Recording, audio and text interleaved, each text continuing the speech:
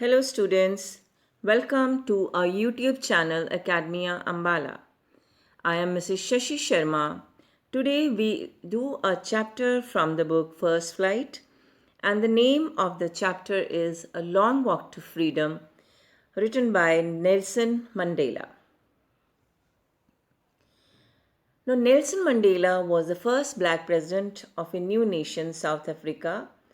This chapter is an extract from his autobiography, Long Walk to Freedom.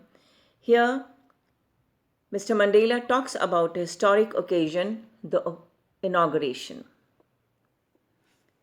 Now, what actually is freedom? Freedom is the power or right to think or act or speak as one wants.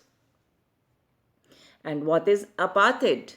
Apartheid is an Afrikaans word which means separateness or state of being apart. Literally, it means apartheid from Afrikaans head.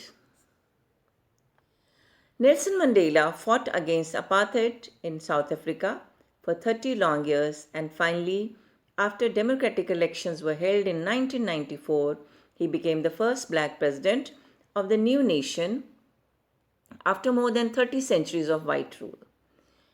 On 10th May 1994, Mr. Mandela he became the first president to be elected by all South Africans, and the ceremony was held in the Amphitheatre, Pretoria, South Africa.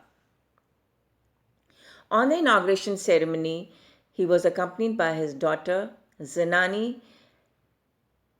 Mr. de Klerk was the second president, and Thabo Mbeki became the first deputy president. In his speech, Mr. Mandela pledged to devote himself to the well-being of the Republic and its people. To all the guests and the world watching, he expressed his hope that out of the experience of an extraordinary human disaster that had lasted too long, there will be born a society which all humanity will be proud of. He thanked everyone, all the international guests for their presence, and he called the victory of the blacks a common victory for all, for peace and for dignity. This beautiful land will never again experience the oppression of one by other, and the sun shall never set on so glorious a human achievement. Let freedom reign. God bless South Africa. It was a spectacular ceremony, and there was an impressive arrangement of fighter jets on the day of the inauguration of the government. It symbolized perfection as well as military's respect and obedience towards the free country. Two national anthems were sung. One was by the whites and the other was by the blacks. Prominent names in the struggle against apartheid were his friends Oliver Tambo, Walter, Sisulu, Chief Lutbull, Yusuf Dado, Bram Fisher, Robert, and they were men of extraordinary courage, wisdom, and generosity. It is from these companions or comrades in the struggle that he learned the meaning of courage. Nelson Mandela further says that courage was not the absence of fear, but the triumph over it.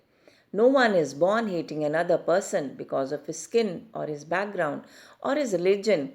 People must learn to hate. And if they can learn to hate, they can also be taught to love, because love comes more naturally to human art. In life, every man has twin obligations: obligation to his family, to his parents, to his wife, and to his children. And he also has an obligation to the people, to the community, and to his country. The author further says that he was not born with hunger to be free, but it was quite later in life when he became a boy, about young boy, he learned the meaning of freedom. When he discovered that his freedom had already been taken from him, he began to hunger for it. Then he realized that he was not the only one not free, but all his brothers and sisters were also not free. He saw that it was not just his freedom that was curtailed, that was stopped, but the freedom of everyone who looked like him. All people, those who looked like him, they were segregated, separated. Their passbooks were taken away. They were forced to live with geographically poor areas named as homeland. In fact, their names were also changed to English names. Nelson Mandela's name was Rolihlahla but was changed to Nelson Rolihlahla Mandela. The author also adds on, when he grew up, he joined a group called the African National Congress, and he transferred from a young, frightened boy to a bold one, from a law-abiding attorney to a criminal, a family-loving husband into a man without a home. Now that forced him to live like a monk. In 1964, he was brought to trial and sentenced to life imprisonment. Then he was sent to jail at a place called as Robben Island. He mentions that the need to free the oppressor is as high as that of the oppressed, because the oppressor is bound by the shackles of hatred. He has the weight of all the people who he has tormented, for he carries the curses of all their families.